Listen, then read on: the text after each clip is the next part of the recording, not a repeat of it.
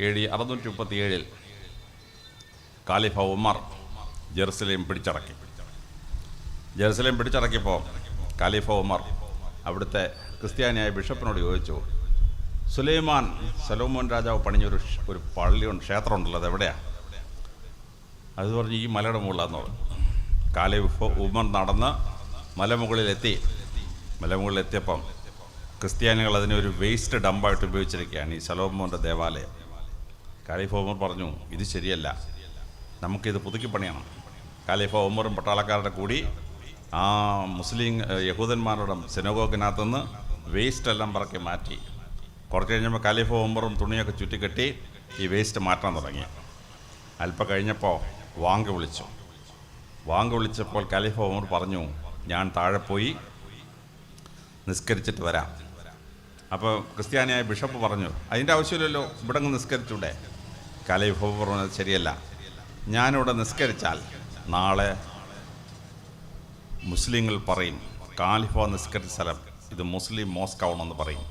അതുകൊണ്ട് ഞാനിവിടെ നിസ്കരിക്കുന്നില്ല. അദ്ദേഹം ഇറങ്ങി താഴെ പോയി നിസ്കരിച്ചിട്ട് മടങ്ങി വന്നു. ഖലീഫ താഴെ പോയി നിസ്കരിച്ച സ്ഥലമാണ് ദ ഡോം മോസ്ക് എന്നറിയപ്പെടുന്ന ജെറുസലേമിലെ പ്രസിദ്ധമായ മോസ്ക്. ഖലീഫ ഉമർ ആ സിനഗോഗ് പുതുക്കി പണിഞ്ഞു കൊടുത്തു. യഹൂദന്മാർക്ക് വേണ്ടി സിനഗോഗ് പുതുക്കി പണിഞ്ഞു കൊടുത്തു. അവർക്ക് സമ്പത്ത് കൊടുത്തു അവിടെ താമസിക്കാനായിട്ട്. അതാണ് ഖലീഫ ഉമർ ചെയ്തത്. അത് ക്രിസ്ത്യാനികൾ പിന്നെ പോയി അടിച്ച് തകർത്തു. മുസ്ലിങ്ങളുടെ മോസ്ക് 1995 അടിച്ച് തകർത്തു.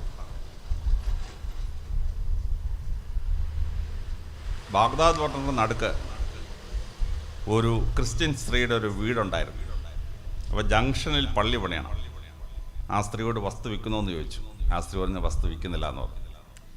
പക്ഷെ അവിടുത്തെ കളക്ടർ, തുല്യനായ മനുഷ്യൻ, വസ്തുവിൻ്റെ വിലയുടെ 3 ഇരട്ടി കൊടുത്തിട്ട് വസ്തു കയ്യേറി ഒരു മോസ്ക് പണിയാൻ തുടങ്ങി. ആ സ്ത്രീ വന്നിട്ട് കംപ്ലൈൻറ്റ് പറഞ്ഞു ഖലീഫ ഉമറിനോട്, എൻ്റെ വീട് ഇങ്ങനെ പൊളിച്ചിട്ട് പണിയാൻ പോകുന്നു. ഖലീഫ ഉമർ കളക്ടറെയും എല്ലാം വിളിച്ചു. ഈ സ്ത്രീ പറഞ്ഞ സത്യമാണെന്ന് വെച്ചു. അതെ, സത്യമാണ്, പക്ഷേ വസ്തുവിൻ്റെ 3 ഇരട്ടി കൊടുത്തിട്ട് ഞങ്ങൾ വാങ്ങിച്ചിരിക്കുന്നത്. ഖലീഫ ഉമർ പറഞ്ഞു, ഒരു സ്ത്രീയുടെയും കണ്ണുനീർ വീഴുന്ന സ്ഥലം ഒരു ദേവാലയം പണിയാൻ കൊള്ളുകയില്ല. സ്ത്രീയുടെ കണ്ണുനീർ തീപ്പൊരിയാണ്, അത് വീഴുന്ന സ്ഥലം ദഹിച്ചു പോകും. എന്നിട്ട് ആ വിധവ സ്ത്രീക്ക്, ക്രിസ്ത്യാനിയായ വിധവ സ്ത്രീക്ക് ആ വീട് പുതുക്കി പണിഞ്ഞു കൊടുത്തു. ആ സ്ത്രീയുടെ കൊച്ചുമക്കളുടെ മക്കളിൽപ്പെട്ട ആളാണ് സദാം ഹുസൈൻ, ഇറാഖ് ഭരിക്കും ഇറാഖിൻ്റെ പ്രധാനമന്ത്രി. നിങ്ങൾ പേര് കേട്ടാൽ വിചാരിക്കും മുസ്ലിമാണെന്ന്. സദാം ഹുസൈൻ്റെ പ്രധാനമന്ത്രി ഒരു ക്രിസ്ത്യാനിയാണ്. ഈ വിധവ സ്ത്രീയുടെ സന്തതി പരമ്പര. ഇതാണ് ഇസ്ലാം ലോകത്തിനെ പഠിപ്പിച്ച മതങ്ങൾ തമ്മിലുള്ള സൗഹാർദ്ദം. ഫെർഡിനാൻഡ് ഇസബെല്ല മുസ്ലിങ്ങളെ, യഹൂദന്മാരെ കൂട്ടക്കൊല ചെയ്തു. 2 ലക്ഷം പേരെ. ഓട്ടോമാൻ തുർക്കികളുടെ സുൽത്താൻ അവരെ വിളിച്ചു, നിങ്ങളൊരു കാര്യം ചെയ്യും, ജെറുസലേമിലേക്ക് വരിക. നിങ്ങളും ഞങ്ങളും ഒരേ ഇബ്രാഹിം നബിയുടെ മക്കളാണ്. നിങ്ങൾ ഇസ്ഹാക്കിൻ്റെ സന്തതി പരമ്പര, ഞങ്ങൾ ഇസ്മായിലിൻ്റെ സന്തതി പരമ്പര. ഓട്ടോമാൻ സുൽത്താൻ അവർക്ക് യാത്ര ചെയ്യാൻ വാഹനം, കുതിര, ആഹാരം ഒക്കെ കൊടുത്തയച്ച് അവരെ ജെറുസലേമിൽ കൊണ്ടുവന്നു താമസിപ്പിച്ചു. 2 ലക്ഷം പേരെ ക്രിസ്ത്യാനികൾ കൂട്ടക്കൊല ചെയ്തു സ്പെയിനിൽ. നെപ്പോളിയൻ്റെ കാലത്ത് ഒരു 5 ലക്ഷം യഹൂദന്മാരെ കൂട്ടക്കൊല ചെയ്തു. തുർക്കിയിലെ സുൽത്താൻ എന്ത് ചെയ്തു? അദ്ദേഹം ഫ്രാൻസിൽ ആളുകളെ അയച്ച് ആ കൂട്ടക്കൊല ചെയ്യാൻ ചെയ്തുകൊണ്ടിരുന്ന യഹൂദന്മാരെ അവിടുന്ന് വിളിച്ചു കൊണ്ടുവന്ന് ജെറുസലേമിൽ താമസിപ്പിച്ചു. ഹിറ്റ്ലർ 60 ലക്ഷം പേരെ കൊന്നു, യഹൂദന്മാരെ കൊന്നു. തുർക്കിയിലെ സുൽത്താൻ അവിടെ ആളയച്ച് അവരെ കൊണ്ടുവന്ന് ജെറുസലേമിൽ താമസിച്ച് യഹൂദന്മാർക്ക് വസ്തു കൊടുത്ത്, യഹൂദന്മാർക്ക് വീട് വെച്ച് കൊടുത്ത്, യഹൂദന്മാർക്ക് ആഹാരം കൊടുത്ത് താമസിപ്പിച്ചു.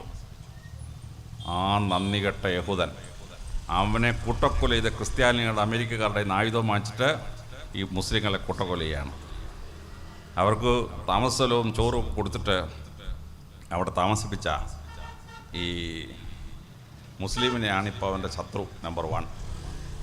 അവൻ്റെ ജെറുസലേം ദേവാലയം പണിയാൻ വേണ്ടി നിസ്കരിക്കാൻ താഴെ പോയി സൃഷ്ടിച്ച ഡോം മോസ്കിനകത്ത് ഇസ്രായേലിൻ്റെ ആഭ്യന്തരമന്ത്രി കയറി അവിടെ അശുദ്ധമാക്കി. ഇതാണ് ചരിത്രത്തിൽ നന്ദി കേട് എന്ന് പറയുന്നത്. നിങ്ങൾ ചില പ്രസംഗം കേട്ടിട്ടുണ്ടാവും, ഇസ്രായേൽ ഇത്തോക്കൊണ്ട് ജയിച്ച് ജെറുസലേമിൻ്റെ മുകളിൽ സിനഗോഗ് പണിഞ്ഞാൽ യേശുക്രിസ്തു രണ്ടാം വരവ് വരുമെന്ന്. ഞാൻ പറഞ്ഞു, ആ വരുന്ന യേശുക്രിസ്തു അല്ല, സാത്താനായിരിക്കും വരുന്നത്. ഹവ്വായെ പരീക്ഷിച്ച യേശുക്രിസ്തുവിനെ പരീക്ഷിച്ച സാത്താൻ. കാര്യം ഈ കൂട്ടക്കൊലയും രക്തം ചൊരിച്ചലും യേശുക്രിസ്തുവിന് ഇഷ്ടമുള്ള സാധനമല്ല. ഈ കൂട്ടക്കൊലയും രക്തക്കൊരിച്ചതിന് ശേഷം യേശുവല്ല രണ്ടാം വരെ വരുന്നത് സാത്താനായിരിക്കണം. വേറൊരു കള്ളക്കഥ നിങ്ങൾ കേട്ടിട്ടുണ്ടാവും. കാഫർമാരെ കൊല്ലാൻ പ്രവാചകൻ പറഞ്ഞു എന്നാണ്. പ്രവാചകൻ്റെ ക്യാമ്പിൽ കയറി പ്രവാചകനെ കൊല്ലാൻ ശ്രമിച്ചവർക്കെതിരെ യുദ്ധം ചെയ്യുമ്പം ശത്രുക്കളെ പരാജയപ്പെടുത്താനും കൊല്ലാനും പറഞ്ഞു. അത് ഇന്ത്യയുടെ ആർമി ജനറൽ പാകിസ്ഥാനോട് ഓരോ രാജ്യം യുദ്ധം ചെയ്യുമ്പോൾ സൈന്യത്തോട് പറയും ശത്രുക്കളെ കൊല്ലാൻ. അതാ പറഞ്ഞത്. അതിനെ കാഫർ എന്ന് ദുർവ്യാഖ്യാനം ചെയ്തിട്ട് ഒരു വ്യാഖ്യാനം കേട്ടിരിക്കുകയാണ്. പരിശുദ്ധ പ്രവാചകൻ അങ്ങനെ പറഞ്ഞിട്ടില്ല. തന്നെയല്ല, കാഫർ എന്ന വാക്കിനകത്ത് യഹൂദനും ക്രിസ്ത്യാനിയും വരുന്നില്ല. യഹൂദനെയും ക്രിസ്ത്യാനികളെയും പരിശുദ്ധ പ്രവാചകനെ വിളിച്ചത് കുത്ബ പീപ്പിൾ, പഴയ നിയമം. ക്രിസ്ത്യാനികൾക്ക് പഴയ നിയമമെന്നും യഹൂദന്മാർ തോറ എന്നും മുസ്ലിങ്ങൾ തൗറാത്ത് എന്ന് വിളിക്കുന്ന ഒരേ പുസ്തകമാണ്. ക്രിസ്ത്യാനികൾ ന്യൂ ടെസ്റ്റ്മെൻറ്റ്, പുതിയ നിയമം എന്ന് പറയുന്നത് മുസ്ലിങ്ങൾക്ക് ഇഞ്ചിലാണ്. അപ്പോൾ വേദപുസ്തകത്തിൽ വിശ്വസിക്കുന്ന ജനവിഭാഗമായതുകൊണ്ട് പ്രവാചകൻ യഹൂദന്മാരെയും ക്രിസ്ത്യാനികളെയും വിളിച്ചത് കുത്ബ people, people of the book, ഒരേ പുസ്തകത്തിൽ വിശ്വസിക്കുന്നവർ. അവർ കാഫറിൽ പെടുന്നില്ല. പരിശുദ്ധ പ്രവാചകൻ മക്കയിൽ നിന്ന് മെദീനയിലോട്ട് പോവാണ്. വഴി കാണിക്കാൻ കൊണ്ടുപോയത് മുസ്ലിമിനാണോ? അല്ല, ഒരു ബഹുദൈവ വിശ്വാസിയായ നീഗ്രമാണ് പ്രവാചകന് വഴി കാണിക്കാനൊരു കൂടെ വന്നത്. പ്രവാചകനൊരു മുസ്ലിം പള്ളി പണിഞ്ഞു. വാങ്ക് വിളിക്കണം, മണിയടിച്ച് വാങ്ക് വിളിക്കണം. വാങ്ക് വിളിക്കാൻ ആരോടാ പറഞ്ഞത് പ്രവാചകൻ? അറബിയായ മുസ്ലിമിനോടാണോ? അല്ല, ഒരു നീഗ്രോയോട് പറഞ്ഞു, നീ കയറി മണിയടിക്കാൻ പറഞ്ഞു. നിങ്ങളൊക്കെ വായിച്ചിട്ടുള്ള ചരിത്രമാണ്. അപ്പോൾ മെക്കയിൽ നിന്ന് മെദീനയിലോട്ട് പോകുമ്പോഴും ആദ്യത്തെ മുസ്ലിം പള്ളിക്ക് വാങ്ക് വിളിക്കാൻ പറയുന്നത് മുസ്ലിമിനോടല്ല, ബഹുദൈവ വിശ്വാസിയോടാണ്. അതാണ് ഇസ്ലാം ലോകത്തെ പഠിപ്പിച്ച പാഠം. ഇവിടെ വളരെ ഭംഗിയായി ഇത് നമ്മൾ മനസ്സിലാക്കിയിരിക്കണം. വിശ്വ സാഹോദര്യം പരിശുദ്ധ പ്രവാചകൻ ലോകത്തെ പഠിപ്പിച്ച ഒന്നാമത്തെ പാഠമാണ്. രണ്ടാമത്തെ പാഠം, ഇന്ന് ഇസ്ലാം മതവിശ്വാസികൾ ഈ കാഫറന്മാരെ സഹോദരങ്ങളെപ്പോഴും കരുതിയതുകൊണ്ടാണ് കേരളം പട്ടിണിയില്ലാതെ ജീവിക്കുന്നത്. കേരളത്തിൻ്റെ വാർഷിക ബഡ്ജറ്റ് 1,20,000 കോടി രൂപ. കേരളത്തിലെ മലയാളികൾ പുറത്തുപോയി ജോലി ചെയ്ത് കേരളത്തിലൂടെ അയക്കുന്ന തുക 1,20,000 കോടി രൂപ. കേരളത്തിന് ആകെ സമ്പത്തിൻ്റെ അത്രയും വിദേശത്ത് നമ്മൾ ഇങ്ങോട്ട് അയക്കുന്നതാണ്. അതിൽ 60,000 കോടിയും വരുന്നത് ഇസ്ലാമിക രാഷ്ട്രങ്ങളിൽ നിന്നാണ്. ഖത്തറിൽ അവിടുത്തെ ആകെ ജനസംഖ്യ 2 ലക്ഷം. അവിടുത്തെ കാഫറന്മാർ, കേരളത്തിൽ നിന്ന് പോയ ഹിന്ദുക്കളും മുസ്ലിങ്ങളുടെ ക്രിസ്ത്യാനിയോടെ ചേർത്താൽ അവിടുത്തെ ജനസംഖ്യ 6 ലക്ഷം. അവിടുത്തെ അറബികളുടെ 3 ഇരട്ടിയാണ് ഇവിടുന്ന് പോയ കാഫറന്മാരുടെ എണ്ണം. UAE എടുത്താലോ? UAE എടുത്താൽ അവിടുത്തെ അറബികളുടെ 3 ഇരട്ടിയാണ് കേരളത്തിൽ നിന്ന് അവിടെ പോയി ജോലി ചെയ്യുന്ന കാഫറന്മാർ, ഹിന്ദുക്കളും ക്രിസ്ത്യാനികളും. മുസ്ലിം രാഷ്ട്രങ്ങളിൽ പോയി മുസ്ലിങ്ങൾ ഇന്ത്യയിലെ ഹിന്ദുക്കളെയും ക്രിസ്ത്യാനികളെയും സ്വന്തം സഹോദരങ്ങളെ പോലെ കരുതുന്നത് കൊണ്ട് അവിടെ ജോലി ഇങ്ങോട്ടേക്കുന്ന 60,000 കോടി രൂപ കേരളത്തിലൊരു വർഷം വന്നിരുന്നില്ലെങ്കിൽ കേരളം ബീഹാറിനെ പോലെ ദരിദ്ര രാഷ്ട്രമാകുമായിരുന്നു. ഇവിടെയാണ് ഇസ്ലാമിൻ്റെ സാഹോദര്യം മനസ്സിലാക്കേണ്ടത്. ആ കേരളത്തിൻ്റെ പട്ടിണി മാറ്റുന്ന എത്രയോ ക്ഷേത്രങ്ങളും എത്രയോ ക്രിസ്ത്യൻ പള്ളികളും പുതുക്കി പണിയുന്നത് ഗൾഫിൽ നിന്ന് അയക്കുന്ന ആളിലയക്കുന്ന പൈസ കൊണ്ടാണ്. എത്രയോ കുരിശടി പണിയുന്ന ഗൾഫിൽ നിന്ന് അയക്കുന്ന പൈസ കൊണ്ടാണ്. നല്ല വീട് വെച്ചത് ഗൾഫിൽ നിന്ന് അയക്കുന്ന പൈസ കൊണ്ടാണ്. പെൺകുട്ടികളെ മാന്യമായ സ്ത്രീധനം കൊടുത്ത് കല്യാണം കഴിക്കുന്ന ഈ പൈസ വന്നുകൊണ്ടാണ്. ഇത് വളരെ ഭംഗിയായിട്ട് മനസ്സിലാക്കിയിരിക്കണം. കേരളത്തിൻ്റെ ഡെവലപ്മെൻറ്റിൽ ഇസ്ലാം രാജ്യങ്ങൾ വഹിക്കുന്ന പങ്ക് കൃത്യമായി മനസ്സിലാക്കണം. മൂന്നാമതായി പ്രവാചകൻ ലോകത്തിന് കൊടുത്തത് ഭരണക്രമത്തെ സ്ഥിരീകരിക്കുക എന്നുള്ളതാണ്. കേരളം ഒരിക്കലും മുസ്ലിങ്ങൾ ഭരിച്ചിട്ടില്ല. കണ്ണൂർ പട്ടണത്തിൽ മാത്രം അറക്കൽ ബീവി ഭരിച്ചിരുന്നു. ഒരു പട്ടണം മാത്രമേ ഉള്ളൂ. പക്ഷേ കേരളത്തിൻ്റെ ഭരണക്രമം എടുത്താൽ നമ്മളിന്ന് സദ്ഭരണത്തിൻ്റെ ഭാഗമായി ആഘോഷിക്കുന്ന ഭരണക്രമം എടുത്താൽ അത് മുഴുവൻ പരിശുദ്ധ പ്രവാചകൻ ഉണ്ടാക്കിയ ഇസ്ലാമിക ഭരണമാണ്. നമ്മൾ രാജാവ് കഴിഞ്ഞാൽ പിന്നത്തെ ആൾ ദിവാനാണ്. സർ CP രാമസ്വാമി അയ്യർ ദിവാൻ. ദിവാൻ എന്ന വാക്ക് പരിശുദ്ധ പ്രവാചകൻ ഉണ്ടാക്കിയതാണ്. അറബി ഭാഷയിൽ ദിവാൻ എന്ന് പറഞ്ഞാൽ രണ്ടാമൻ, രണ്ടാമത്തെ ആൾ. ആ ദിവാൻ തിരുവിതാംകൂറിൻ്റെയും കൊച്ചിയുടെയും ഭരണകർത്താവ്, രാജാവ് കഴിഞ്ഞാൽ പിന്നെ ഭരണകർത്താവ് ദിവാനായിരുന്നു. രാജ്യത്തെ പ്രവാചകൻ പല പ്രോവിൻസായി തിരിച്ചു. ആ പ്രോവിൻസിന് ഇട്ട പേരാണ് സില്ല അറബി ഭാഷയിൽ. ആ സില്ല മലയാളത്തിൽ വന്നപ്പോൾ ജില്ല, പത്തനംതിട്ട ജില്ല, ആലപ്പുഴ ജില്ല. ഈ ജില്ല എന്നുള്ള വാക്ക് പ്രവാചകൻ ഉണ്ടാക്കിയതാണ്, മുസ്ലിങ്ങളുടെ വർണ്ണക്രമമാണ്. ആ ജില്ല ഭരിക്കാൻ വേണ്ടി ഒരു തസ്തിക ഉണ്ടാക്കി, പേഷ്കാർ. അറബി ഭാഷയിൽ പേഷ്കുഷ് എന്ന് പറഞ്ഞാൽ കരം, പേഷ്കുഷ് പിരിക്കുന്നവൻ പേഷ്കാർ. പിന്നെ ബ്രിട്ടീഷുകാരെന്ത് ചെയ്തു? ഈ പേഷ്കാറിനെ ഇംഗ്ലീഷോട് തർജ്ജമ ചെയ്തു, കളക്ടർ ഓഫ് ടാക്സസ്. പിന്നെ IAS ഈ ഓഫ് ടാക്സ് ഒരു നാണക്കേട്, അവരെ ഓഫ് ടാക്സ് അങ്ങ് വെട്ടി, അങ്ങനെ കളക്ടർ എന്നായി. ഇപ്പം ഈ കളക്ടർ അല്ലെങ്കിൽ പേഷ്കാർ തസ്തിക പരിശുദ്ധ പ്രവാചകൻ ഉണ്ടാക്കിയ അറബി വാക്കാണ് പേഷ്കാർ. ഇനി ആ പേഷ്കാർ ഭരിക്കുന്ന ജില്ലയ്ക്ക് താഴെ ഓരോരോ മരിപ്പച്ചകളെ സെപ്പറേറ്റ് പ്രോവിൻസാക്കി. ആ പ്രോവിൻസിന് അറബി ഭാഷയിലൊരു വാക്കിട്ടു, അതാണ് താലൂക്ക് അല്ലെങ്കിൽ തഹസീൽ എന്ന് പറയുന്നത്. രണ്ടും അറബി വാക്കാണ്. ആ താലൂക്ക് കേരളത്തിൽ നിന്ന് 81 താലൂക്കാണ്. ഈ താലൂക്ക് എന്ന വാക്ക് അറബി ഭാഷയാണ്. ഇനി താലൂക്ക് ഭരിക്കാൻ ഒരു തസ്തികയുണ്ടായി, അതാണ് തഹസീൽദാർ. തഹസീൽദാർ എന്ന വാക്ക് അറബിയാണ്. ഹസാല, ടു കളക്ട്. ഹസാലദാർ, വൺ ഹു കളക്ട് ടാക്സസ്. അറബി ഭാഷയിൽ പ്രവാചകൻ ഉണ്ടാക്കിയതാണ്. അതാണ് ഇപ്പോൾ നമ്മുടെ തഹസീൽദാരായിട്ട് അറിയപ്പെടുന്നത്, അറബി ഭാഷ. സർക്കാർ ഓഫീസുകളിലൊക്കെ മാർച്ച് 31 ആകുമ്പോൾ ജമാബന്ദി ചെയ്യും. വലിയ ഓഫീസ് എന്ന് പറഞ്ഞാൽ ജമാബന്ദി. എന്താണ് ഈ ജമാബന്ദി? അറബി ഭാഷയിൽ ക്ലോസർ ഓഫ് അക്കൗണ്ട്സ്, അക്കൗണ്ട് സെറ്റിൽ ചെയ്യുക. ആ ജമാബന്ദി എന്ന അറബി വാക്ക് ഇപ്പോഴും നമ്മുടെ പഞ്ചായത്ത് ഓഫീസിലും നമ്മുടെ വലിയ ഓഫീസിലുമൊക്കെ ജമാബന്ദി ഉണ്ട്. അക്കൗണ്ട് ആണ്ടവസാനം ക്ലിയർ ചെയ്യാണ്. എവിടെ നിന്ന് വന്ന് ഈ ജമാബന്ദി? അറബി ഭാഷയിൽ നിന്ന് വന്നതാണ്. ജനങ്ങളുടെ പരാതികൾ പരിഹരിക്കണം, അതിന് കോടതി ഉണ്ടാക്കി. ആ കോടതിയിലെ ജഡ്ജി അപ്പോയിൻ്റ് ചെയ്തു. ആ ജഡ്ജിക്ക് അറബി ഭാഷയിലിട്ട പേരാണ് മുൻസിഫ്, ന്യായം നടത്തുന്നവൻ. ഇപ്പോൾ നമ്മുടെ സിവിൽ കോടതിയിൽ ചെന്ന മുൻസിഫുണ്ട്. ഈ മുൻസിഫ് എവിടെ നിന്ന് വന്നു? ജഡ്ജിയുടെ പേര് എവിടെ നിന്ന് വന്നു? അറബി ഭാഷയിൽ പ്രവാചകൻ ഉണ്ടാക്കിയതാണ് മുൻസിഫ്. ഇനി കോടതിയിൽ വക്കീൽ, അഡ്വക്കേറ്റിനെ മലയാളത്തിൽ വിളിക്കും വക്കീലെന്ന്. വക്കീൽ എവിടെ നിന്ന് വന്നു? വക്കീൽ അറബി ഭാഷയാണ്. പരാതിക്കാരൻ്റെ വാദം കോടതിയിൽ ഉന്നയിക്കാൻ വേണ്ടി വാദിക്കുന്നവൻ എന്നർത്ഥത്തിൽ അറബി ഭാഷയിൽ പ്രവാചകനിട്ട വാക്കാണ് വക്കീൽ. ഇപ്പോഴും നമ്മുടെ കോടതിയിൽ വക്കീൽ വരികയാണ്. നമ്മൾ പറയും രണ്ട് കക്ഷികൾ തമ്മിൽ കരാർ ഒപ്പിട്ടു. എവിടെ നിന്ന് ഈ കരാർ? കരാർ അറബി ഭാഷയാണ്, മലയാളമല്ല, അറബി ഭാഷയാണ്. രണ്ടുപേരും ഇവിടുന്ന് എഗ്രിമെൻറ്റിനെ അറബി ഭാഷ വിളിച്ചതാണ് കരാർ. മക്കയിലെ 360 ട്രൈബ്സുമായിട്ട് പരിശുദ്ധ പ്രവാചകൻ സന്ധി ഒപ്പിട്ടു. ആ സന്ധിക്കിട്ട പേരെന്താണ്? കരാർ. ബദർ യുദ്ധത്തിനും ഉഹൂദ് യുദ്ധത്തിനും കണ്ടക് യുദ്ധത്തിനും ശേഷം എഗ്രിമെൻ്റ് ഒപ്പിട്ടു, കരാർ. കരാർ റദ്ദ് ചെയ്യണം. റദ്ദ് എവിടുന്ന് വന്നു? റദ്ദ് അറബി ഭാഷയാണ്, മലയാളമല്ല.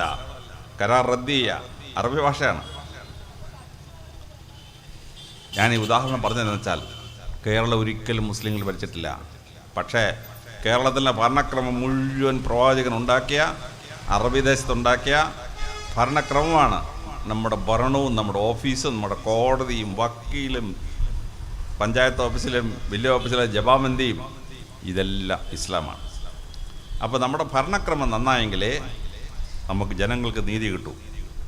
കേരളം ഇന്ന് ഒരിക്കലും മുസ്ലിങ്ങൾ ഭരിക്കാത്ത രാജ്യമായിട്ട് പോലും ഈ കേരളത്തിൽ, ഇന്ത്യയിൽ നമുക്ക് സ്ഥാനം കിട്ടുകയാണ്. ഹവിൽദാർ അറബി ഭാഷയാണ്, സുബേദാർ അറബി ഭാഷയാണ്, ജമാബന്ദി അറബി ഭാഷയാണ്. പണ്ട് പോലീസ് സൂപ്രണ്ടിനെ വിളിച്ച പേരെന്താണ്? അമിനാദാർ. ആമീൻ എന്ന് പറഞ്ഞാൽ എന്താണ്? പ്രൊട്ടക്ഷൻ, അറബി വാക്കാണ്. പ്രൊട്ടക്ഷൻ തരുന്നവൻ അമിനാദാർ. 1962 അമിനാദാർ തസ്തികയെ സൂപ്രണ്ട് ഓഫ് പോലീസ് എന്നാക്കി മാറ്റിയത്. ഇപ്പോൾ കോടതിയിൽ നിന്ന് സമൻസ് നടത്താൻ ആമീൻ വരും. എവിടുന്ന് ഒരു ആമീൻ? ആമീൻ അറബി ഭാഷയാണ്, പ്രവാചകൻ ഉണ്ടാക്കിയതാണ് ആമീൻ, പ്രൊട്ടക്ഷൻ. ഇങ്ങനെ നമ്മൾക്ക് നീതി കിട്ടുന്ന സർക്കാരിൻ്റെ സിസ്റ്റം ഉണ്ടാക്കിയത് പരസ്യപ്രവാചകനും ഇസ്ലാമിക ഭരണക്രമമാണ്.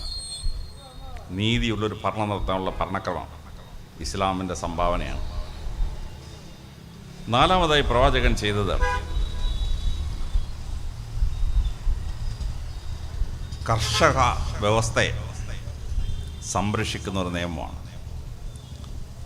റോമിലും ഗ്രീസിലുമൊക്കെ, യൂറോപ്പിലും ഗ്രീസിലും കൃഷിഭൂമിക്ക് കർഷകന് അവകാശമില്ല. കൃഷിഭൂമി രാജാവിൻ്റേതാണ്. ഭൂമി കപ്പത്തിന് തരും. കപ്പ വാങ്ങിച്ചിട്ട് കൃഷി ചെയ്യാം. പക്ഷെ കപ്പ വാങ്ങിച്ചിട്ട് കൃഷി ചെയ്താൽ യുദ്ധം വന്നാൽ ആദ്യം മൂത്ത മോനെ അയക്കണം, അയാൾ യുദ്ധത്തിൽ കുഴപ്പപ്പെട്ട രണ്ടാമത്തെ മോനെ അയക്കണം. കർഷകർ വല്ലാതെ കഷ്ടപ്പെട്ടു.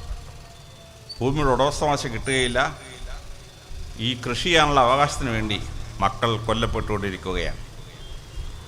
വേദപുസ്തകത്തിൽ ജോസഫ് എന്ന ക്രിസ്ത്യാനികളും യോസ എന്ന യഹൂദന്മാരും യൂസഫ് എന്ന് മുസ്ലിങ്ങളും വിളിക്കുന്ന ഒരു ഒരു പ്രവാചകനുണ്ട്. അദ്ദേഹത്തോട് ഫറവോ രാജാവ് പറഞ്ഞു, ഈ വരൾച്ചയിൽ നിന്ന് മോചിപ്പിക്കാൻ വേണ്ടി ഒരു കാർഷിക സമ്പ്രദായം ഉണ്ടാക്കാൻ. ജോസഫ് ഒരു ഭരണപരിഷ്കാരം വരുത്തി. പാവപ്പെട്ട കർഷകൻ്റെ മുഴുവൻ സ്വത്തും ഫറവോ രാജാവിൻ്റെതാക്കി മാറ്റി. വേദപുസ്തകം നമ്മൾ വായിക്കുന്നതാണ്. ഫറവോ രാജാവിൻ്റെ ആക്കി മാറ്റി. റോമിൽ മാർക്കസ് ഒറീലിയസ് എന്ന ചക്രവർത്തി ഉണ്ടായിരുന്നു. ചക്രവർത്തി ഒരു ഭൂപരിഷ്കരണം നടത്തി.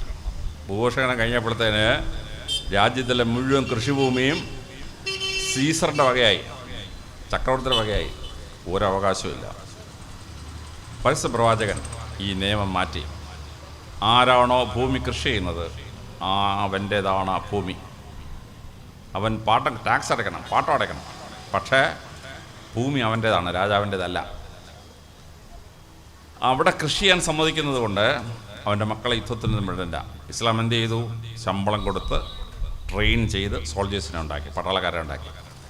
അതുകൊണ്ട് ഇസ്ലാം മറ്റുമായിട്ട് യുദ്ധം ചെയ്യുമ്പോൾ ഇസ്ലാമിൻ്റെ സൈന്യത്തിന് 5 ഇരട്ടിയുണ്ട് റോമൻ സാമ്രാജ്യമൊക്കെ, പേർഷ്യൻ സാമ്രാജ്യം. അപ്പോൾ യുദ്ധം മുസ്ലിങ്ങൾ ജയിക്കും. കാര്യം എന്താണെന്നറിയാമോ? ട്രെയിൻഡ് സോൾജേഴ്സാണ്. അങ്ങനെ കൃഷിഭൂമി കർഷകൻ്റേതാക്കിയപ്പോൾ ഒരു വലിയ അത്ഭുതം ഉണ്ടായി. കമ്മ്യൂണിസം ലോകത്തോട് പറഞ്ഞു, നമ്മൾ കൊയ്യും വയലെല്ലാം നമ്മുടേതാവും പൈങ്കിളിയെന്ന്. ലോകത്തിൽ ആദ്യമായി നമ്മൾ കൊയ്യും വയലെല്ലാം നമ്മുടേതാക്കും പൈങ്കിളിയെന്ന് ചെയ്ത് കാണിച്ചു കൊടുത്ത പരസ്യപ്രവാചകനാണ്. അതുകൊണ്ട് ഇസ്ലാമിക രാഷ്ട്രങ്ങളിലൊന്നും കമ്മ്യൂണിസം വളർന്നില്ല. കാരണം കമ്മ്യൂണിസം എന്താണോ ഓഫർ ചെയ്യുന്നത് അത് പരസ്യപ്രവാചകൻ ഇസ്ലാമും കൊടുത്തു കർഷകർക്ക്. പിന്നെ ഭാവിയിലല്ല, അപ്പോഴേ കൈ കൊടുത്തു. ക്രിസ്ത്യാനികളായ റോമൻ സാമ്രാജ്യം യഹൂദന്മാരെ മുസ്ലിങ്ങളെ ആക്രമിച്ചു. ബാറ്റിൽ ഓഫ് യാർമൂക്ക് എന്ന വലിയ യുദ്ധത്തിൽ. ബാറ്റിൽ ഓഫ് യാർമൂക്കിൽ വന്നപ്പോൾ അറബി ദേശത്തെ ക്രിസ്ത്യാനികൾ മുഴുവൻ ഖാലിഫ് ഉമറിൻ്റെ കൂടെ നിൽക്കുകയാണ്. ഖാലിഫ് ഉമർ ഇവരെ വിളിച്ചു, നിങ്ങളെന്താ എൻ്റെ കൂടെ നിൽക്കുന്നത്? നിങ്ങളുടെ ക്രിസ്ത്യാനികളല്ലേ ഞങ്ങളെ ആക്രമിക്കുന്നത്? ക്രിസ്ത്യാനികൾ പറഞ്ഞു, റോമാ സാമ്രാജ്യം യുദ്ധം ജയിച്ചാൽ ഞങ്ങളുടെ കൃഷിഭൂമി ഞങ്ങളുടെ ഇന്ന് പോവും, രാജാവ് അത് പിടിച്ചെടുക്കും. പിന്നെ അയാൾ നടത്തുന്ന യുദ്ധത്തിന് ഞങ്ങളുടെ ആൺമക്കൾ കൊല്ലപ്പെട്ടുകൊണ്ടേയിരിക്കും. അത് കഴിയുമ്പോൾ പേർഷ്യ സാമ്രാജ്യം ഖാലിഫ് ഉമറിനെ ആക്രമിച്ചു. പേർഷ്യക്കാർ മുഴുവൻ ഖാലിഫ് അവരുടെ കൂടെ നിൽക്കുകയാണ്. ഖാലിഫ് ഉമർ ചോദിച്ചു, നിങ്ങളെന്താ ഞങ്ങളുടെ കൂടെ നിൽക്കുന്നത്? നിങ്ങളുടെ രാജാവല്ലേ ഞങ്ങൾ ആക്രമിക്കുന്നത്? പേർഷ്യക്കാർ പറഞ്ഞു, അവൻ ജയിച്ചാലേ ഞങ്ങളുടെ ഭൂമി ഞങ്ങളുടെ ഇന്ന് പോവും. അങ്ങയുടെ കീഴിൽ ഞങ്ങൾക്ക് ഭൂമിയുടെ ഉടമസ്ഥാവകാശമാണ്. യുദ്ധത്തിനുണ്ട് ഞങ്ങളുടെ ആൺമക്കളെ വിട്ടുകൊടുക്കണ്ട. അതുകൊണ്ട് പേർഷ്യക്കാർക്കെതിരെ പേർഷ്യക്കാർ ഖാലിഫ് ഉമറിൻ്റെ കൂടെ വന്നു. ഇസ്ലാം യുദ്ധം ജയിച്ചു. യാർമുക്ക് യുദ്ധം ജയിച്ചു, കണ്ടക് യുദ്ധം ജയിച്ചു, ഖദീസ യുദ്ധം ജയിച്ചു, ഇറാനിൽ ചെന്നപ്പോൾ ജസീറ യുദ്ധം ജയിച്ചു മുസ്ലിങ്ങൾ. കാരണം ഇസ്ലാം ജയിച്ചാൽ കൃഷിഭൂമി കർഷകന് കിട്ടി. ഇത് പ്രവാചകൻ ചെയ്ത കാർഷിക വിപ്ലവമാണ്, ഗംഭീരമായൊരു കാർഷിക വിപ്ലവം. അതുകൊണ്ട് എന്ത് സംഭവിച്ചു? ഇസ്ലാം വളരെ പ്രൊഡക്റ്റീവായ കർഷകരുടെ ഏരിയയായി മാറി. പക്ഷെ അറബി ദേശം മരുഭൂമിയാണ്. 100 ഏക്കർ ഭൂമി എടുത്താൽ കൃഷി ചെയ്യാവുന്ന ഭൂമി 4 ഏക്കറേ ഉള്ളൂ. ബാക്കി 96 ഏക്കറിലും വെള്ളവും ഇല്ല, ഒന്നും കൃഷി ചെയ്യാനും പറ്റിയില്ല. അപ്പോൾ അറബി ദേശത്ത് ജനിച്ച ഒരാൾക്ക് ഏറ്റവും വിലപ്പെട്ട സാധനമാണ് കൃഷിഭൂമി. അതിൻ്റെ ഉടമസ്ഥാവകാശം കർഷകന് കൊടുത്തു. പരസ്യപ്രവാചകൻ പറഞ്ഞു, നിങ്ങളുടെ ഭാര്യമാരെ കൃഷിഭൂമിയെപ്പോലെ കരുതിക്കോണം. കാരണം മരുഭൂമിയിലുള്ളൊരു മനുഷ്യൻ്റെ ഏറ്റവും വിലപ്പെട്ട സാധനം കൃഷിഭൂമിയാണ്. ആ കൃഷിഭൂമിയെപ്പോലെ നിൻ്റെ ഭാര്യയെ കരുതിക്കോണമെന്ന് പറഞ്ഞു. പക്ഷേ കേരളത്തിൽ 28 ലക്ഷം ഹെക്ടർ കൃഷിഭൂമി കൃഷി ചെയ്യാതിട്ടിരിക്കുന്ന കേരളത്തിലെ കുറേ എണ്ണം ഇത് കേട്ടപ്പോൾ അവൻ്റെ തലയിൽ വേറെ ഒരു വിവരക്കട ഉദിച്ചത്. ഇതാ ഭാര്യയെ കൃഷിഭൂമിയെ പോലെ കരുതിക്കൊള്ളാൻ പറഞ്ഞപ്പോൾ അതിൻ്റെ അർത്ഥം മലയാളിക്ക് മനസ്സിലായില്ല. നിങ്ങൾ കേട്ടിട്ടുണ്ടാവും ഇസ്ലാമിനെ വിമർശിച്ചിട്ടുള്ള ചില പ്രസംഗങ്ങൾ. പ്രവാചകൻ പറഞ്ഞത്, മരുഭൂമിയിലെ ജനത്തിന് കൃഷിഭൂമി എത്ര പ്രധാനപ്പെട്ടതാണോ അതുപോലെ നിൻ്റെ ഭാര്യയെ കൃഷിഭൂമിയെ പോലെ കരുതിക്കൊണ്ടെന്നാണ്. ഈശ്വരൻ തന്ന ഏറ്റവും വലിയ അനുഗ്രഹമാണ് കൃഷി ചെയ്യാൻ പറ്റിയ കൃഷിഭൂമി ഒരു മരുഭൂമിയിൽ. ഈ കാർഷിക വിപ്ലവം പ്രവാചകൻ ഉണ്ടാക്കിയ അത്ഭുതകരമായ ഒരു വിപ്ലവം. 5ാമത് പ്രവാചകൻ കൈവച്ചത് പണം കൈകാര്യം ചെയ്തതിനെ പറ്റിയാണ്. ലോകത്തെവിടെയും പണം കടം കൊടുക്കും, പലിശ വാങ്ങിക്കും. പണക്കാരൻ പണക്കാരനായിക്കൊണ്ടേയിരിക്കും, പാവപ്പെട്ടവൻ ദാരിദ്ര്യത്തിൽ ആയിക്കൊണ്ടേയിരിക്കും. ഇത് പ്രവാചകന് കൃത്യമായിട്ട് മനസ്സിലായി. പ്രവാചകൻ ഇസ്ലാമിൽ പ്രസിദ്ധമായൊരു നിയമം ഉണ്ടാക്കി. പലിശ വാങ്ങിക്കുന്നതും കൊടുക്കുന്നതും ദൈവനിഷേധമാണ്, കുറ്റകരമാണ്. ആരാണ് പണം കൊടുക്കുന്നത്? പണമുള്ളവൻ. ആരാണ് പണം വാങ്ങിക്കുന്നത്? പാവപ്പെട്ടവൻ. എന്നിട്ട് ഈ പാവപ്പെട്ടവൻ്റെ നിന്ന് പണക്കാരൻ വാങ്ങിച്ചുകൊണ്ടിരുന്നാൽ പണക്കാരനായിക്കൊണ്ടേയിരിക്കും, പാവപ്പെട്ടവൻ ദരിദ്രവാസി ആയിക്കൊണ്ടേയിരിക്കും. അമേരിക്കയുടെ മുഴുവൻ പണത്തിൻ്റെ 70% 16 കുടുംബങ്ങളുടെ കയ്യിലാണ്. റോസ്ചൈൽഡ് ഉൾപ്പെടെയുള്ള 16 കുടുംബങ്ങളുടെ കയ്യിൽ. ഇന്ത്യയിലെ 1% ജനങ്ങളുടെ കയ്യിലാണ് ഇന്ത്യയുടെ സമ്പത്തിൻ്റെ 76%. എങ്ങനെ പറ്റി? പണക്കാരൻ പാവപ്പെട്ടവനെ കൊള്ളയടിച്ച് കൊണ്ടുപോവാണ്. ഇന്ത്യയിലെ 42 കോടി ആളുകൾ ബിലോ പോവർട്ടി ലൈൻ, ദാരിദ്ര്യരേഖയ്ക്ക് താഴെ. 2 കോടി ആളുകൾക്ക് ഫുഡ് സെക്യൂരിറ്റി ഇല്ല. ഒരു ദിവസം ഒരു നേരം ആഹാരം കഴിക്കാൻ പറ്റിയാൽ ഇന്ത്യയിലെ 2 കോടി ആളുകൾക്ക്. ഈ ഗതികേട് പ്രവാചകൻ മാറ്റി. പലിശ വാങ്ങിക്കാൻ പാടില്ല. അന്നത്തെ ഏറ്റവും വലിയ പലിശക്കാരാരാണ്? യഹൂദന്മാരാണ്. ഷേക്സ്പിയർ മർച്ചൻ്റ് ഓഫ് വെനീസ് എഴുതി. അതിലെ കൊള്ളക്കാരനായ പലിശക്കാരൻ, അയാളുടെ പേരെന്താണ്? ഷൈലോക്ക്. ആരാണ് ഈ ഷൈലോക്ക്? അയാളൊരു പലിശ കടം കൊടുക്കുന്ന ഒരു വ്യാപാരിയാണ്. റോസ്ചൈൽഡ് പണം കടം കൊടുക്കുന്ന വ്യാപാരിയാണ്. ലോറൻസോ ദി മെഡിച്ചി ഫ്ലോറൻസിലെ ഭരണാധികാരി. അദ്ദേഹത്തിൻ്റെ മകനാണ് ലിയോ 1 മാർപ്പാപ്പ. പണം കടം കൊടുക്കുന്ന പലിശക്കാരനാണ്. പ്രവാചകൻ ഈ പലിശ കൊടുപ്പ് നിർത്തി. നിങ്ങൾ സൗദി അറേബ്യയിൽ കൊണ്ടുപോയി 1000 രൂപ ബാങ്കിലിട്ടാൽ 5 കൊല്ലം കഴിഞ്ഞ് പോയാൽ 1000 രൂപ കിട്ടുള്ളൂ, പലിശയൊന്നുമില്ല. ഉസൂർ ഈസ് പ്രൊഹിബിറ്റഡ് ഇൻ ഇസ്ലാം. പണം കടം കൊടുത്ത് പാവപ്പെട്ടനെ കൊള്ളയടിക്കുന്ന പരിപാടി നിർത്തി. നമ്മൾ തിരുവനന്തപുരം ചാല മാർക്കറ്റിൽ പോയാൽ അവിടെ കച്ചവടക്കാരിരിപ്പുണ്ട്, ഹുണ്ടി ബിസിനസ്സുകാരിരിപ്പുണ്ട്. 90 രൂപ കൊടുക്കും. 90 രൂപ കൊടുത്താൽ അല്ലെങ്കിൽ അതിന് മൾട്ടിപ്പിൾസ് കൊടുക്കും. 90 രൂപ കൊടുത്താൽ വൈകിട്ട് ബിസിനസ് കഴിഞ്ഞിട്ട് 100 രൂപ ഇവന് കൊടുക്കണം. ഇപ്പോൾ 90 രൂപയ്ക്ക് ബിസിനസ് 120 രൂപ കിട്ടിയാൽ 100 രൂപ അവന് കൊടുക്കണം. 20 രൂപ ഈ കച്ചവടം ചെയ്തതിന് കിട്ടുള്ളൂ. ഞാനൊന്ന് കണക്കൂട്ടി നോക്കി. 90 രൂപയ്ക്ക് ഒരു ദിവസം 10 രൂപ പലിശ എന്ന് പറഞ്ഞാൽ 36,000% 36,000% ആ പലിശ. ലോകത്തെവിടെയെങ്കിലും ഈ ചാല മാർക്കറ്റിൻ്റെ പലിശ കൊണ്ടുവന്ന് എനിക്ക് അറിഞ്ഞൂടാ, അത്ര പലിശയാണ്. ഇസ്ലാം ഇത് നിർത്തി, പ്രവാചകൻ നിർത്തി. അവിടെ എന്ത് പറ്റി? ഒരു ഇസ്ലാമിക രാജ്യത്തും മുതലാളിത്തം പച്ചപിടിച്ചില്ല. ഒരു ഇസ്ലാമിക രാജ്യത്തും ഫ്യൂഡലിസം വന്നില്ല. ഒരു ഇസ്ലാമിക രാജ്യത്തും കമ്മ്യൂണിസം വന്നില്ല. കാരണം കൃഷിക്കാരന് കൃഷിഭൂമി ഉടമസ്ഥാവകാശ പ്രവാചകൻ കൊടുത്തു. ഫ്യൂഡലിസം വന്നില്ല, കമ്മ്യൂണിസം വന്നില്ല. ഒരു ഇസ്ലാമിക രാജ്യത്തും മുതലാളിത്ത വ്യവസ്ഥ ഉണ്ടായില്ല. കാരണം പണം പലിശ കൊടുത്ത് പണക്കാരൻ വീണ്ടും പണക്കാരനാവുന്ന പരിപാടി ഇല്ല. കുവൈറ്റിൽ എണ്ണസമ്പത്ത് വരെയാണ്. മുഴുവൻ രാജാവിൻ്റെതാണോ? അല്ല. ഇസ്ലാമിക നിയമപ്രകാരം എണ്ണ വിറ്റ് കിട്ടുന്ന പൈസയുടെ 50% പൗരന്മാർക്ക് തുല്യമായി വീതിക്കും. അറബി വീട്ടിൽ കിടന്ന് ഉറങ്ങിയാൽ മതി, അവൻ്റെ അക്കൗണ്ടിൽ എല്ലാ മാസവും 50,000 രൂപ 1,00,000 രൂപ ഇങ്ങനെ വന്നുകൊണ്ടിരിക്കുകയാണ്. അറബി കിടന്നുറങ്ങുക. പക്ഷേ രാജ്യത്തിന് സമ്പത്ത് രാജാവിന് പ്രയോജനപ്പെട്ടല്ല. കുവൈറ്റിലും ദോഹയിലുമൊക്കെ വിൽക്കുന്ന എണ്ണയുടെയും നാച്ചുറൽ ഗ്യാസിൻ്റെയും വിലയുടെ പകുതി ഓട്ടോമാറ്റിക്കായിട്ട് കർഷകൻ്റെ ഈ ഓരോ അറബിയുടെ വീട്ടിലോട്ട് വരികയാണ്, ബക്കങ്കോട്ട് ക്രെഡിറ്റ് ആവുകയാണ്. അവിടെ എന്തുപറ്റി? ഒരു ഇസ്ലാമിക രാജ്യത്തും ട്രില്യനർ മൾട്ടി ബില്യനർ ഒന്നും ഉണ്ടായില്ല. കാരണം സ്വത്ത് വീതിക്കപ്പെട്ടു, സമ്പത്ത് വീതിക്കപ്പെട്ടു, പലിശ കൊടുത്ത് ആരെയും കൊള്ളയടിക്കാൻ പറ്റിയില്ല. ഇത് പ്രവാചകൻ ചെയ്ത അത്ഭുതകരമായ 5ാമത്തെ വിപ്ലവമാണ്. 6ാമത് പ്രവാചകൻ ചെയ്തത് സ്ത്രീ വിമോചനമാണ്. പ്രവാചകൻ ജനിച്ചു വളരുന്ന കാലത്ത് സ്ത്രീകൾ ഭയങ്കരമായ കഷ്ടപ്പാട്ടിൽ അനുഭവിച്ചിരുന്നു. റോമ സാമ്രാജ്യം ഉണ്ടാക്കിയ ജനതയുടെ പേര് എസ്ട്രൂക്കൻസ് എന്നാണ്. എസ്ട്രൂക്കൻസിനിടയിലെ ഒരു സ്ത്രീക്കും വസ്ത്രം ധരിക്കാൻ ഒക്കെയില്ല. 95% നഗ്നരായി നടന്നതാണ്. ലോകത്തിൽ സ്ത്രീകൾ ഭരിക്കുന്ന ഒരു രാജ്യം ഉണ്ടായിരുന്നു, ആമസോണിയൻസ്. ആമസോണിയൻസിലെ രാജ്ഞി ഉൾപ്പെടെ നൂൽ വസ്ത്രമില്ല. യോനിയുടെ അവിടെ മാത്രം ഒന്ന് മറക്കാൻ പറ്റും, വേറെ ഒന്നും മറക്കാൻ പറ്റിയല്ല. ഗ്രീസിലെ സ്പാർട്ട, ഏതൻസ്, അവിടെ രാവിലെ എല്ലാവരും PT വരണം, എക്സസൈസ് ഇറക്കാൻ വരണം. സ്ത്രീകൾ ഉൾപ്പെടെ ഒരെണ്ണത്തിന് നൂൽ വസ്ത്രം ഇടാൻ പറ്റിയല്ല. സ്പാർട്ടയിലെ ഏതൻസിലെയും രാവിലത്തെ PT, പോലീസിൻ്റെ PT പരടുമില്ലേ, അതുപോലെ PT ചെയ്യാൻ വരും. സ്ത്രീകൾക്ക് വസ്ത്രം ധരിക്കാൻ പറ്റിയല്ല. ലോകമെങ്ങും സ്ത്രീകൾ ഈ കഷ്ടപ്പാട് അനുഭവിച്ചിരുന്നു. അറബി ദേശത്തെ 365 ദേവന്മാർക്ക് പൂജ അർപ്പിക്കുമ്പോൾ അവിടെ വരുന്ന സ്ത്രീ വസ്ത്രം ധരിക്കാൻ പാടില്ല. എന്തിനു പറയുന്നു? കേരളത്തിൽ 100 കൊല്ലം മുമ്പ് മാറുമറക്കൽ സമരം നടന്നു. ആദ്യം പ്രസിദ്ധമായ ചാന്നാർ ലഹള നടന്നു. ഈഴവരുടെ നേതൃത്വത്തിൽ ചാന്നാർ ലഹള നടന്നു. എന്തിനാണ്? മാറുമറയ്ക്കാനുള്ള അവകാശം. 1920 4 സ്ത്രീകൾ മാറുമറയ്ക്കാതെ ക്ഷേത്രത്തിൽ കയറാൻ ചെന്നു. സ്ത്രീകൾ വന്നു നാം മാറ് വലിച്ചു പറിച്ചു. ഇതിനാണ് ഈ മാറും കവർ ചെയ്യുന്നതെന്ന് ചോദിച്ചു.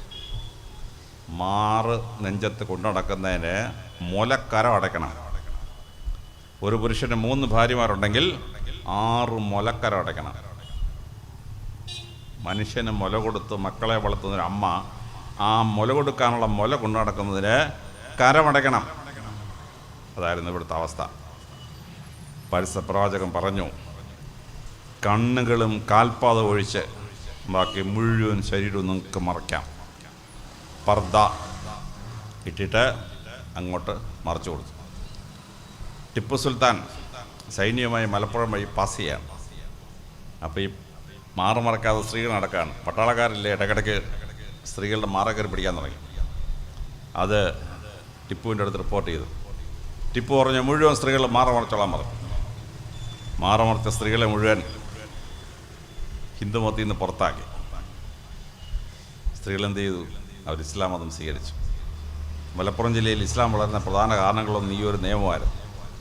അങ്ങനെ മാറ് മറക്കാൻ അവകാശ സ്ഥലത്തിൻ്റെ പേരിപ്പോൾ മാറ് ചേർത്തിട്ടാണ് മലപ്പുറത്തെ സ്ഥലത്തിൻ്റെ പേര്. ടിപ്പു സുൽത്താൻ മാറ് മറക്കാൻ പോകുന്ന സ്ഥലം ഇപ്പോൾ മാറ് എന്ന പേര് ചേർത്തിട്ട് ആ സ്ഥലം അറിയപ്പെടുന്നത്.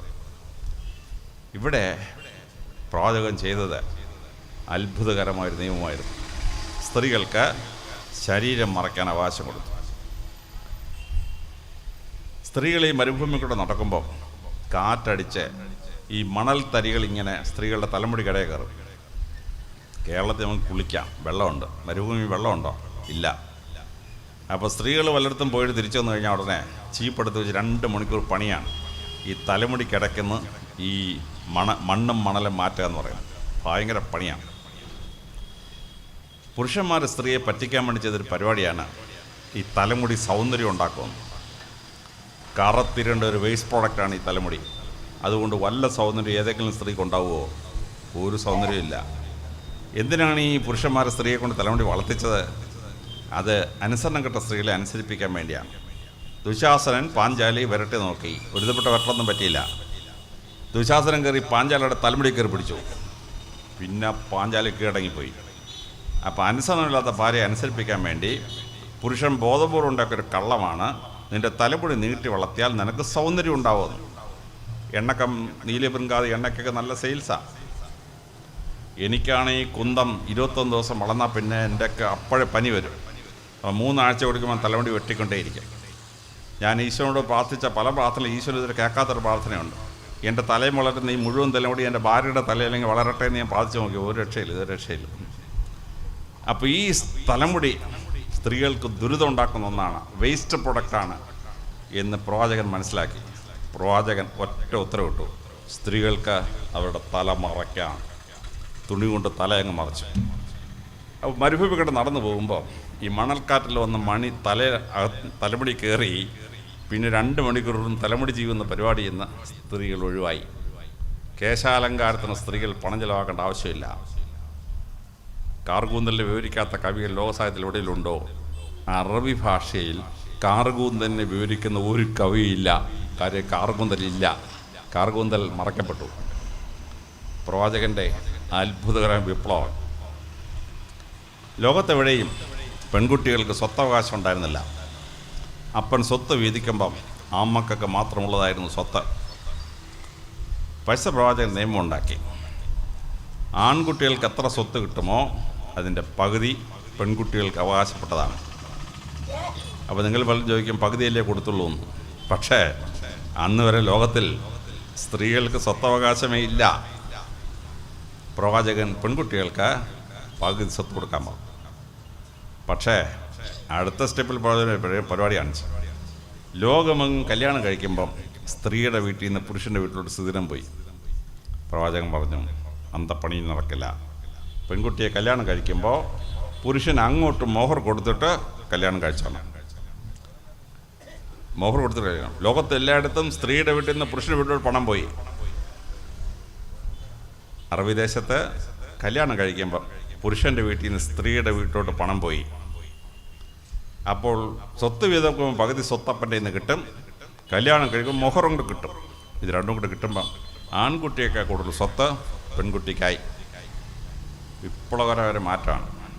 കേരളത്തിൽ മാത്രം പ്രവാചകനേക്കാൾ ബുദ്ധിയുള്ള ചില മുസ്ലിമുണ്ട്. അങ്ങോട്ട് 1 ലക്ഷം രൂപ മൊഹർ കൊടുക്കും, ഇങ്ങോട്ട് 5 ലക്ഷം രൂപ സ്ത്രീധനമായി. ഇത്രയും ബുദ്ധി മുസ്ലിമിനുണ്ടാവുന്ന പ്രവാചകൻ അന്ന് മനസ്സിലായില്ല. എങ്കിൽ അദ്ദേഹം അതിന് ബ്ലോക്ക് ഇട്ടേനായിരുന്നു. അറബി ദേശത്തൊരു 10 പെൺകുട്ടിയുള്ളൊരു അമ്മയുണ്ടല്ലോ, അവൾ കോടീശ്വരിയാണ്. 10 മൊഹർ ഇങ്ങോട്ട് വരുന്നത്. തന്നെയുമല്ല, ലോകമെങ്ങും സ്ത്രീ ജന്മം പാപജന്മമായിരുന്നു. പ്രവാചകൻ ഉത്തരവിട്ടു, ഒരു പെൺകുട്ടിയെ വളർത്തി നല്ല കന്യകയാക്കി ഒരു പുരുഷനെ ഏൽപ്പിച്ചാൽ സ്വർഗം കിട്ടുന്ന പുണ്യമാണ്. അപ്പനമ്മയ്ക്ക് സ്വർഗം കിട്ടും. ഞാനെൻ്റെ ഭാര്യയെ വിളിച്ചൊരിക്കൽ ഖുർആൻ തുറന്ന് വായിച്ച് കേൾപ്പിച്ചു. നമ്മൾ രണ്ടുപേരും സ്വർഗത്തിൽ പോകും. ഭാര്യ ചോദിച്ചു, അതെങ്ങനെയാണ്? അല്ല, നമുക്ക് 3 പെൺമക്കളല്ലായിരുന്നോ? നമ്മൾ 3 മക്കളെ വളർത്തി നല്ല നല്ല കല്യാണം കഴിച്ച് അയപ്പിച്ചില്ലേ? കൊണ്ട് പരിസര പ്രവാചകൻ പറഞ്ഞിട്ട് നമ്മൾ കിടന്ന് സ്വർഗം കിട്ടുമെന്ന്. അപ്പോൾ ഭാര്യ ചിരിയോടെ ചിരി. പക്ഷേ സ്ത്രീ ജന്മം പുണ്യജന്മമാണെന്നും ഒരു പെൺകുട്ടിയെ വളർത്തി നല്ലൊരു ഭർത്താവിനെ ഏൽപ്പിക്കുമ്പോൾ അത് സ്വർഗം കിട്ടുന്നതാണെന്നും ലോകത്തിൽ വേറെ ആരെങ്കിലും പറഞ്ഞിട്ടുണ്ടോ? പരിസര പ്രവാചകനല്ലാതെ പ്രവാചകനല്ലാതെ വേറെ ആരും പറഞ്ഞിട്ടില്ല. സ്ത്രീ ജന്മം പുണ്യജന്മമാക്കി അവൾക്ക് മൊഹർ കിട്ടുന്ന സിസ്റ്റം ഉണ്ടാക്കി. ലോകത്ത് മറ്റൊരു സ്ഥലത്ത് പിതൃസ്വത്തവകാശം മാത്രമേ ഉണ്ടായിരുന്നുള്ളൂ. പ്രവാചകൻ എന്ത് ചെയ്യുന്നറിയാമോ? ഒരു മകൻ, അമ്മ വളർത്തിയൊരു മകൻ മരിച്ചാൽ പിന്നെ ആ അമ്മയുണ്ടല്ലോ, മരുമോടെ ദാസിയാണ് ലോകം മുഴുവൻ. പ്രവാചകൻ പറഞ്ഞു, അമ്മ ജീവിച്ചിരിക്കുമ്പോൾ ഒരു മകൻ മരിച്ചാൽ ആ മകൻ്റെ സ്വത്തിൻ്റെ 1/6 അമ്മയ്ക്ക് അർഹതപ്പെട്ടതാണ്. അപ്പോൾ മകൻ മരിച്ചാൽ അമ്മ മരുമോടെ ദാസിയല്ല, ആ മോൻ്റെ സ്വത്തിന് 1/6 കൈ കിട്ടും. അതുപയോഗിച്ച് ആ അമ്മയ്ക്ക് ശിഷ്ടകാലം ജീവിതമായി നയിക്കാം.